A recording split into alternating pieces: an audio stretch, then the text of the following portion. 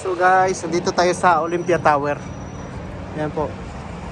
Olympia Tower. Ito yung kanilang trademark. Let's go. Museum. The museum.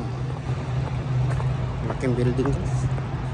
Yan po yung aquarium. Scientific Center. Sa kabilang side lang.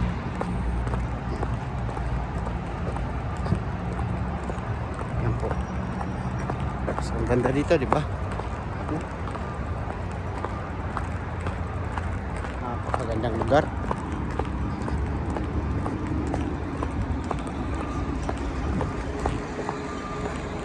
Olympia Tower. Dito tayo, guys.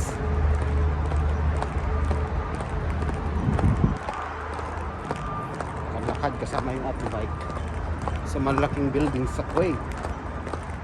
O, diba?